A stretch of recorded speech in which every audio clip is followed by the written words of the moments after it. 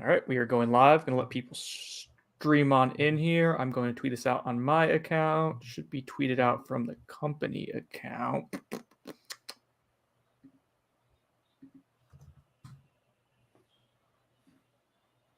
We'll get going.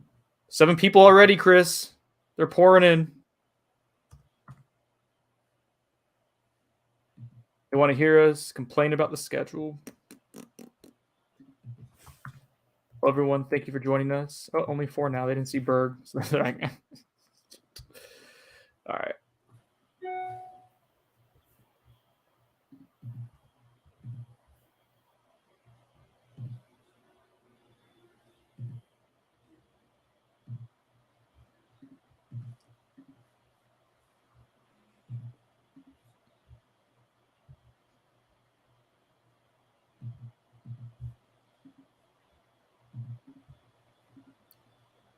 Come on in. Complain. Richard, don't complain. I'm just being tongue-in-cheek. Some people like to complain about the schedule. I think it's set up fairly well for FSU. It is what it is. Let's see. Gabriel's calling 4 and 8. Good to see we're already being optimistic on this. Woo! Woo! All right, let me get going here. 3, 2, 1. Welcome to On the Bench, an instant reaction edition where Chris Nee and myself, Brendan Sonnone, will discuss FSU's 2022 schedule, which was just released on the ACC network. We got it finalized. You can check it all out on Knowles 24/7 as we put the actual schedule up there. Chris had it out already, so good to go there. But Chris, before we get into the schedule, a couple of housekeeping items here. First off, Ron Dugans, wide receiver coach, and defensive line coach Odell Haggins have been extended by FSU. They have signed contracts. We do not have the exact details of the contract extension, both length and amount, but that's the news of the evening outside of the schedule. It's something that we expected, but it's official now, I guess. Yeah, I mean, the thing there that's going to cause people to talk is Dugans. We have some reason to believe it may only be a 1-year extension with him. Obviously, we're waiting for official word from Florida State with regards to that. As far as getting a contract, which we've requested multiple times. I requested, in fact, again today before we get the statement from FSU. But yeah, we covered it pretty well. He attempted to make a coaching hire that likely would have impacted Dugans. Did not happen. Jawan Sider is one name that obviously was discussed a great deal. There were a few others that we know he spoke to. Do not know about job offers necessarily being extended. But I think at the end of the day, it came down to didn't feel like they could upgrade it. So they stuck with what they know, what they have. And obviously they're hoping for better returns this coming year than they had this past year. Yeah, I think that's the wide receiver development and production and recruiting had people already pretty antsy. And then when you see what the actual recruiting was in the early signing period where you get shut out, I think that just added to the fan angst with Ron Dugans. It's tough because he's an alum, a really well-respected former player, and had been a pretty well-respected coach in the industry as well. Had good stops at USF, at Louisville, decent stop at Miami before coming home to Florida State. I think the big thing, though, Chris, is like you said, we have pretty good belief that Mike Norvell did look at maybe, I guess, quote-unquote, upgrading some of the coaching staff positions and looked at potential running back spots and wide receiver spots. Neither one would have impacted Ron Dugans either directly or indirectly. And that ends up not happening. So, ultimately Mike Norvell opts to not go too far down the line and says, through his actions, continuity might be more important than making a hire or making a change just to make a change. I do anticipate, though, Chris, that this, once we get details of the contract, I don't think it's going to be a long 2 or 3 year one. I think it may just be a 1-year extension based on what we've heard in the last week or so. Yeah, and I get the hand-wringing over it. I don't really disagree with people's concerns and issues with it. I think Ron easily could have been replaced after the early signing period when he went over at the position out of high school ranks. I think that's completely a fair argument. That position also really has not been developed very well nor produced very well. So there's not a whole lot of reasons to point to and say it. All that being said, I like Ron Dugans personally, but I like FSU more. It is what it is in the sense of, it kind of makes a statement on where FSU is with their ability to hire coaches, I think, to some degree. But I think that speaks more to results on the field than anything else. I don't want to turn that statement into more. I think it's the fact that FSU is 8-13 over the first 2 years of the Mike Norvell era. It doesn't exactly evoke the belief that it's a really sturdy, solid standing for somebody to enter into as a coach. Is a coach want to come to FSU in year 3 of Mike Norvell and feel confident that they're guaranteed more than this coming year? I think that's some of the issue that probably presented itself when they went in the search mode of replacing potentially Ron Dugans. Yeah, I think that's something that the fan base is going to have to kind of come to terms with. And I think we've seen that a few times already this offseason with, say, filling the GM role. And then with Dugans and even some other off-field support staff stuff, it's not as attractive as a job as it was a year ago or the year before that. And I think a lot of that is people are in the industry kind of waiting to see what happens with Mike Norvell and on-field results. It makes sense. It's not always just about the prestige of a program, the logo. We talk about those things, but if someone's going to move their family, they want to make sure that's going to be a place that they're stabilized for a few years. We dealt with that with like Kendall Briles. Like he was someone that felt bad that he was moving around year after year after year. That's when the Miami stuff came up just recently. I was like, nah, he's in a pretty good spot at Arkansas. I don't think he's moving laterally, semi-laterally, whatever you want to get into that. We got to remember these guys have families and they don't want to relocate all the time necessarily. So someone like Jawan Sider, who has I think kids in high school, it's something that they're going to weigh. So anyways, the only other thing I want to talk about real quick before we get into the schedule breakdown, Chris, is Bruce Warwick got, I guess it's a promotion. It's a new title for sure. Yeah, they referenced it as a promotion. Okay. I don't think his duties are going to change a great deal. I think potential hires for FSU football may take away some of the things he's had to do in the past and spread the wealth a little bit. But I don't think it's a drastic departure from what he's been as the previous title since his arrival with Mike Norvell a couple of years ago. All right, so let's get into the schedule. The ACC Network put it out. We got it up on Knowles247.com. But before we get into I want to go just date by date. But the big news to this, Chris, and we'll work our way backwards. We'll Tarantino it here to start off with this, is FSU Florida is November 25th. That means it is not the day after Thanksgiving. It is on Black Friday. Something that caused a little bit of a stir among the fan base. I know people are traditionalists. I like that it's kind of on the Black Friday. I feel like it feels more like it's in line with the holiday of Thanksgiving, that you don't have that weekend, that day in between. So I'm a fan of it. What about you? You're more of a purist and FSU diehard than I am. So what are the thoughts on it being non-traditional here?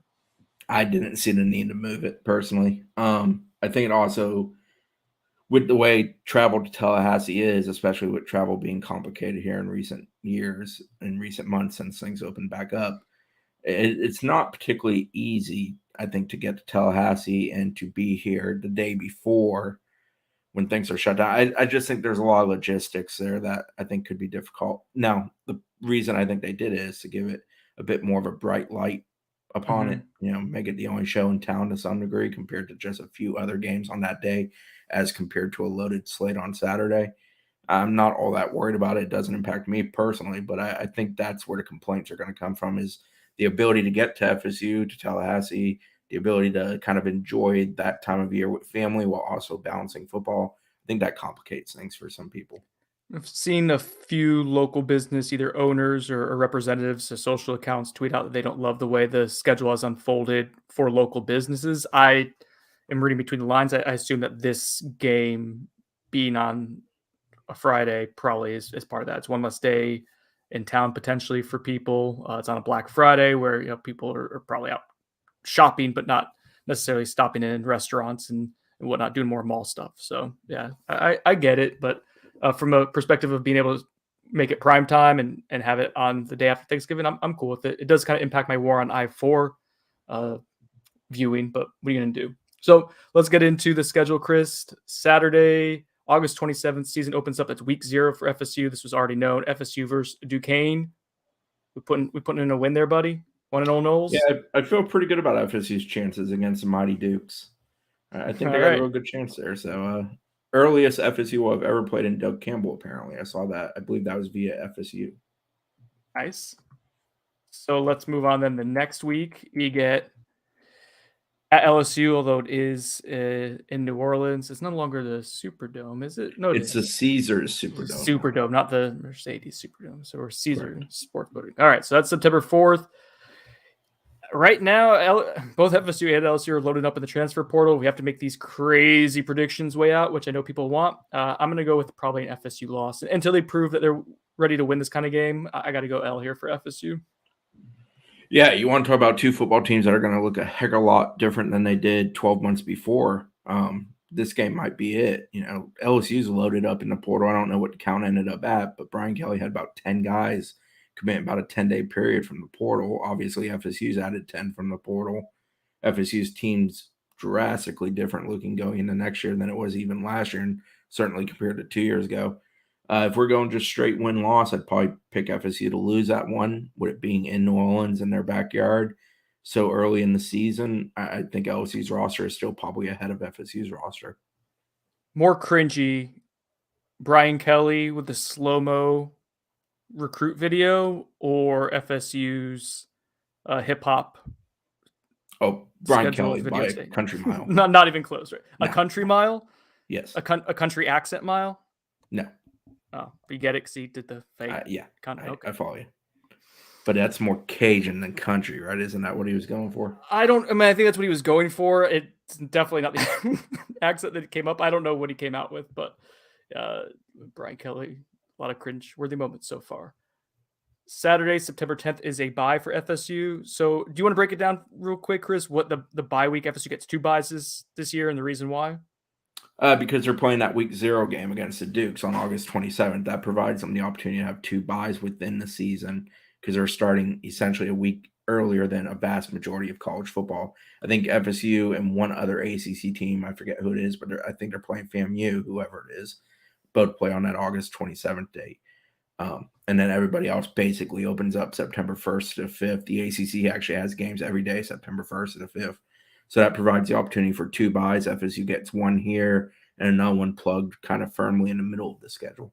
Yeah, I think the bye weeks end up kind of falling out nicely. Like when someone had asked me about a week ago what I wanted the schedule to look like, it actually kind of shook out fairly similarly. I think I had the bye would have been week 4 or 3, but not too far from this. I thought an earlier bye would make sense, especially after the early start when you're working out some kinks still. You're playing so early in the season that having a little bit of time to kind of recalibrate, excuse me, may not be such a bad thing. So yeah, you get a bye week. Saves you from a short week too.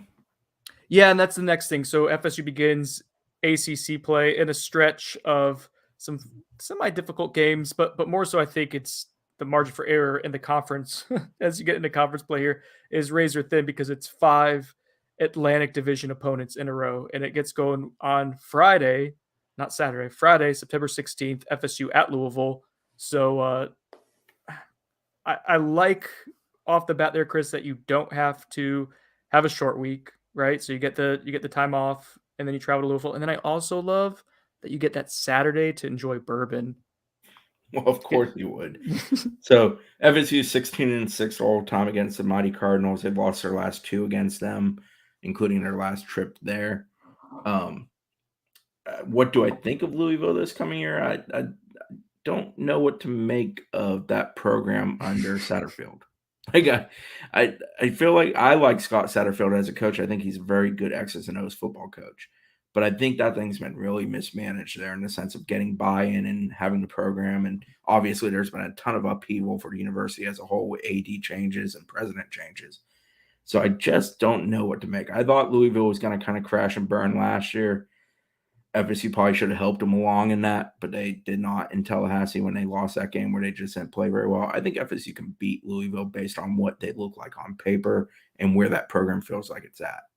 So you're going with a win there? Yeah, I'll go with a win there. I am too. They bring back Malik Cunningham, but they lose a lot of skill talent on offense. And yeah, I feel like FSU, if Jordan Travis plays last year and you didn't have the entire team with the flu, I think that's – oh, no, wait. I'm sorry. That was NC State. That's my bad. That was but Jordan Travis did not play against Louisville. The Louisville game was Louisville kind of taking it to FSU for a first half, and then it tightened up in the second half. And then they kind of figured some things out on defense, and that kind of carried over. That was the game, where Mackenzie Milton just really been tripped up by the turf monster. And Louisville just basically sent 3 the entire game and was able to get pressure. It's not great. So I will have a win for FSU as well. Next week, Saturday, September 24th. So you actually get an extra day here this week to prep for a pretty big game against Boston College. Yeah, and Phil's coming back for BC, so of course. Yeah, they're going to be able to throw it around the yard. They're going to be good offensively. They're kind of, to me, the opposite of what Louisville is right now. I feel like they definitely have a direction. They have a coach who that team's kind of molded to being his team. But with it being in Tallahassee and it being BC, who seemingly sometimes finds a way to lose to FSU, I'll go with a W for back-to-back wins for FSU.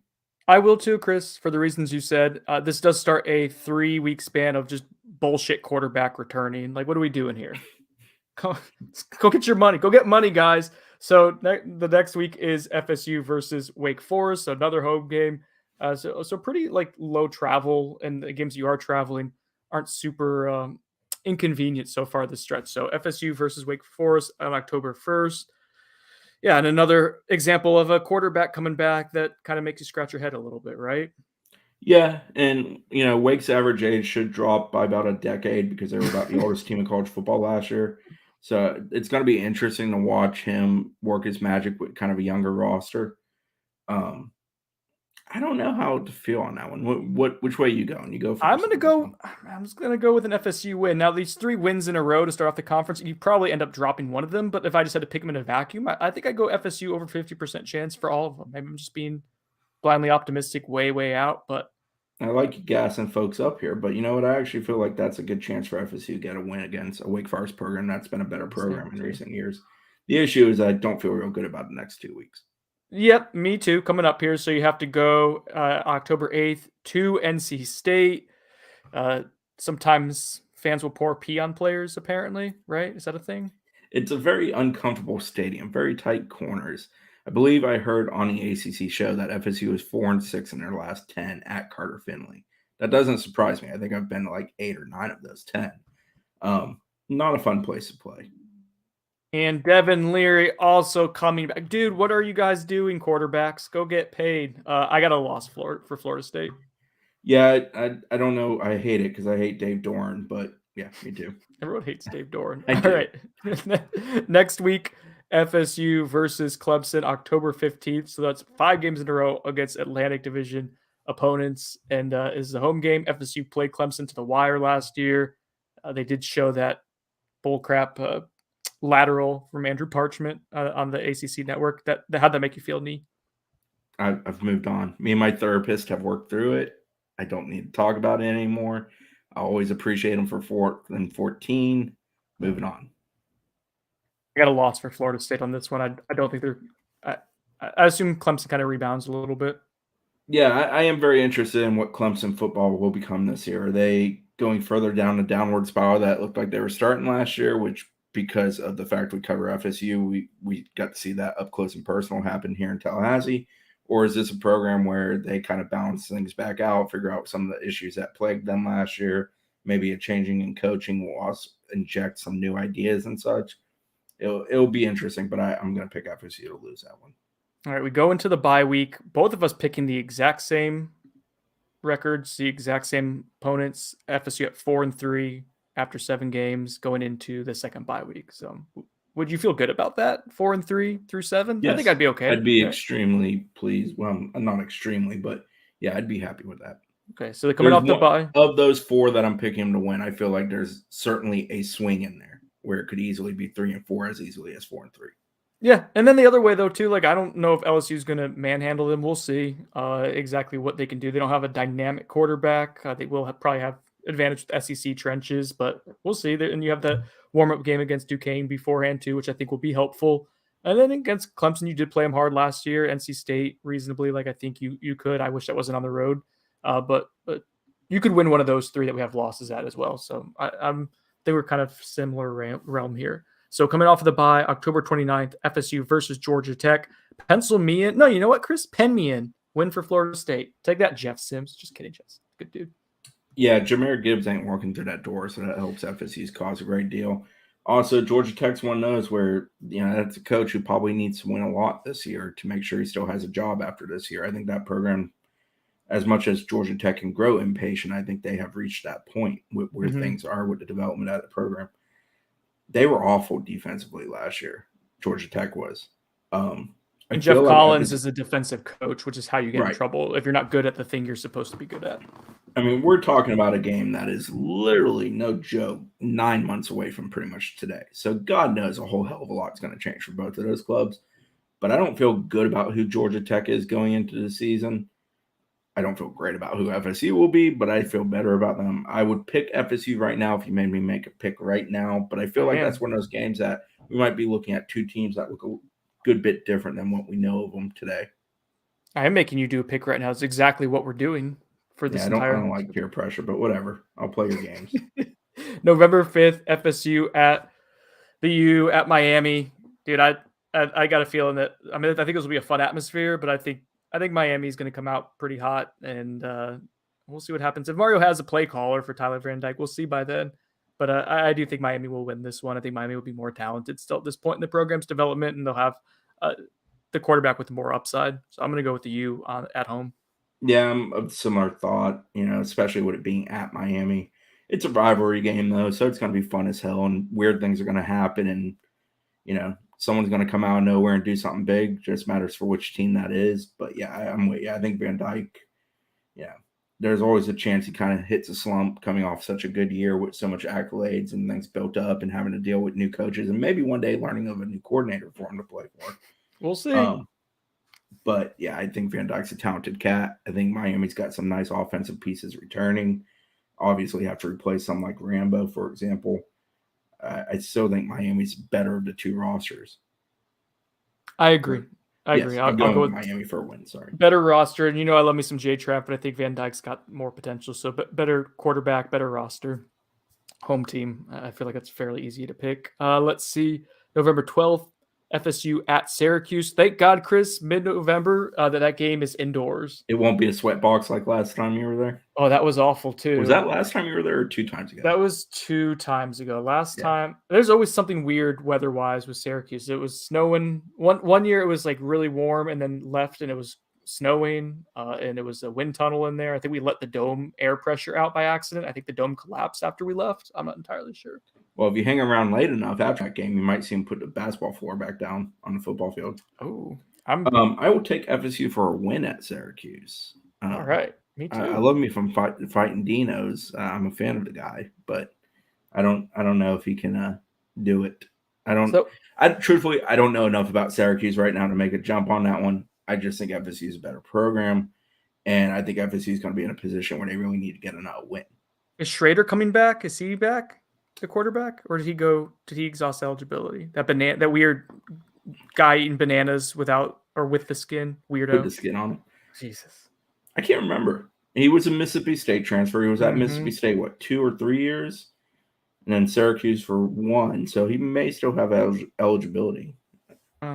This weird thing called the internet. I'm going to check real quick. I'm looking it up. It's not easy to find. Okay. I mean, homie ain't declaring for the NFL draft. So I'm just trying to see if he has eligibility. You keep Googling it, and I'll ride the show here. So we finish up with ACC play predictive. Yeah, he still has eligibility. He was only a sophomore in 2021. So pretty much playing all returning quarterbacks this year. That's not great. I got FSU at 5-3 in conference. Chris, you have FSU at 5-3 in conference. We picked the exact same games the same way so far. We're not really deviating. This is great radio. It's really going to be exciting for people to basically hear two guys saying the same things. I agree with you, Chris. I agree with you, Brendan. November, I was going to... this is 19th, November 19th. I was going to say, Bud and Ingram always lament the fact that they agree with each other so much. So we're just following in of the tradition of another FSU podcast, brethren. November 19th, FSU versus Louisiana. Is that the Raging Cajuns? That's the Raging Cajuns, right? First ever meeting for the Seminoles with the Raging Cajuns. Oh, and it's like Billy Napier's old team right before FSU plays Billy Napier too, right? Look at you just writing the storylines right now. Wow. Late January, and you're just getting ahead of yourself. All right, so FSU has struggled with some lower tier, G5 teams from Louisiana in the past. But you know what? I think they're in end of season form. They got everything kind of figured out like they did this past year. I'll go with an easy win for Florida State. Relatively easy win for Florida State. How many players from Louisiana transferred to Florida? A few? I don't know. I think it was like a handful. Yeah. Like 6. Louisiana's been really good the last 2 years. So I don't want to, undercut them. I think they're 23-2, I think, over the last 2 years. Is that right?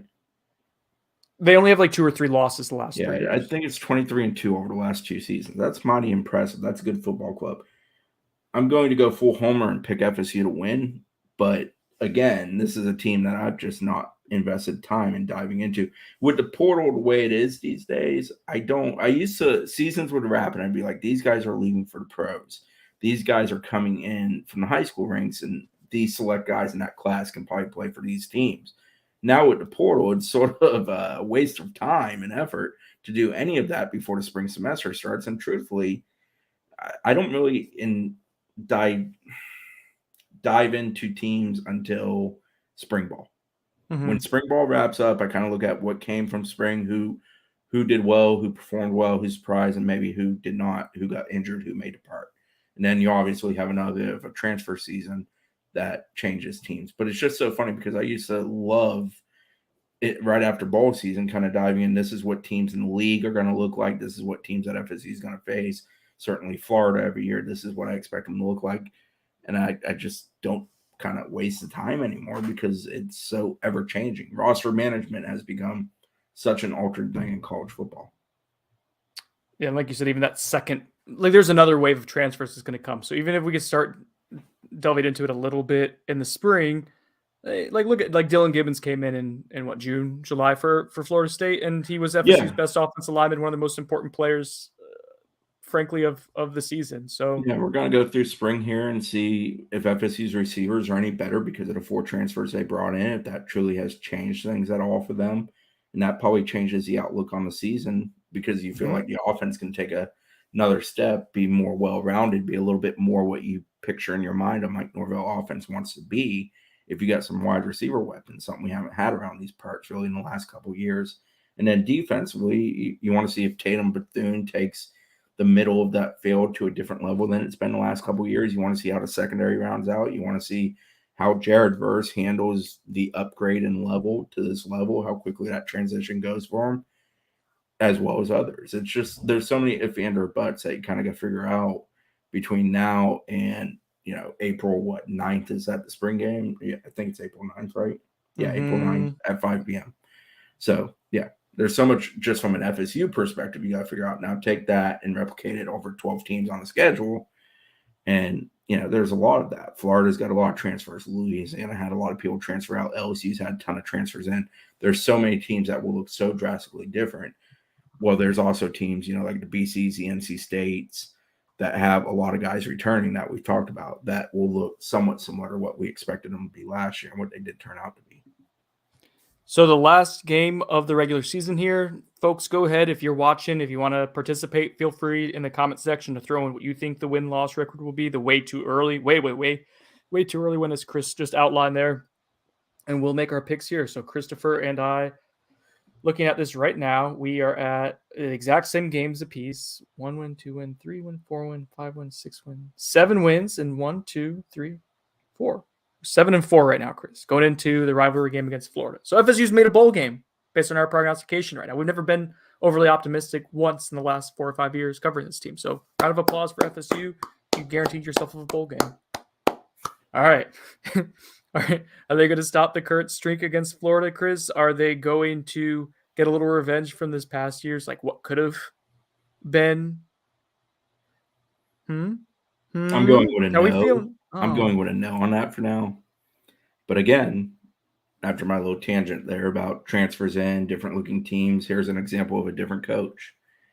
Very, very different coach. I think we're departing Dan Mullen, offensive genius, to Billy Napier, who's a little bit more well-rounded, does things a little bit differently, and it will be very, very interesting to see what Florida looks like.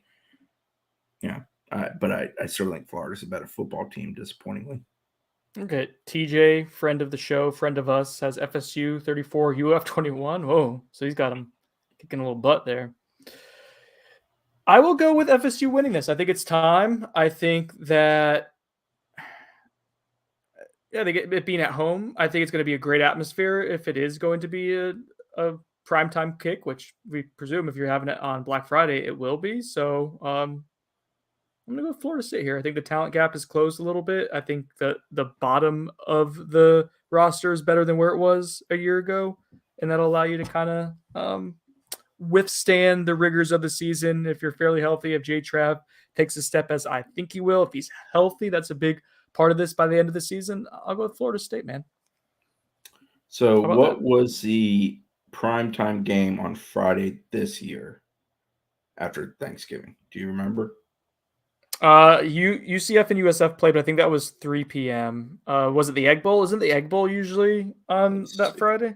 I'm looking at the schedule on ESPN. It doesn't actually list by time, but I believe it's still in the order of when games kick. So working from the latest game of that day, Washington State at Washington makes sense, West Coast game. TCU at Iowa State, UNLV at Air Force Academy, Coastal Carolina at South Alabama, USF at UCF, which was that an evening kick or was that a midday? It was like a 3 p.m. kick. All right, so you had a handful of late games after that, but TCU, ISU, which wasn't much of a game, was somebody said the Egg Bowl. I think the Egg Bowl was early this year. Yeah, it was definitely at nighttime when that guy pretended to piss. Oh no, in the Egg zone. Bowl was on Thanksgiving this year. It was on Thursday. Was it? Okay. Yes, it was not on Friday. I was looking at the Friday games from this past year. I mean, if I'm Florida State in Florida and I've moved this game to Friday, I think there's got to be some assurance from ESPN that it's going to be a really good slot, right? I think that's something you kind of one would hope. You would hope that would be good business for you to do. So, Jason says it was on Thanksgiving last year. So you're right, Jason. Chris was right as well. Yes. Yeah. All right. So I went with an optimistic 8-4. I mean, I think right now, again, with this being incomplete, Chris, I think 6 to 8 wins is probably the realm you're swimming in. I guess maybe 5, but I think FSU continues to make gradual progress under Mike Norvell, whether it's the point everyone feels good about it. I don't know. I think if you hit 8 wins, you feel pretty good. So I went with a very optimistic 8 wins here. That's on the high side, I think, of what they could hit, but I do think that's realistic. I think we just laid out it's not impossible for you if you grow on what you did this past year. You went with 7 and 5. Which yes. I think that's the ultimate sweet spot, Chris. I think that probably is the most likely landing spot for FSU if you're being realistic. Yeah, so that's it. We'll tap back into this idea after the spring, and then probably again later in the summer, and around August 25th, we'll probably solidify where we think it's going to turn out. We'll tell you guys 5 to 6 wins is likely, and then when they win 5 games with a chance for the 6, you'll get mad at us and tell you that we misled you. Not that I'm petty and remember everyone being crazy at one point in the last season. So, hey, if you want to get more of me, I'm about to do bourbon on a budget. Got my bourbon poured out, but I want to be stone cold sober for this episode, so we're ready to go. Chris, we're going to do some Balcones Texas whiskey. You enjoy that? You're off the brown liquor, aren't you? I have a good bottle out there that I need to crack open. I just haven't had a reason to. January was a busy month. February is a little bit slower for me, so maybe I'll do it now. What bottle? The Decadence. I mentioned it to you. When the Widow Jane? Yeah. When we were talking to Alfred, I mentioned that to you. TJ loves a Widow Jane Decadence. We actually have a recurring guest on our Bourbon on a Budget show called Joe Decadence because he gave us samples of Widow Jane Decadence one time before. It's very sweet. So brace yourself, Chris. But Chris is like sweet. I won't shoot it. The last time I did that, it came out my eyes. Yeah, don't do that. What concert was that for? That wasn't a concert. That was actually before a football game many years ago. Oh, we won't talk about that one. All right. For all the bench, I'm Brendan Sinone. Chris Nees joined me. We've had some fun doing a rapid instant reaction to the 2022 schedule. God, Chris, say it. Stick in the landing. End it for me. Yeah. Thanks for joining us. Share your predictions too. Please.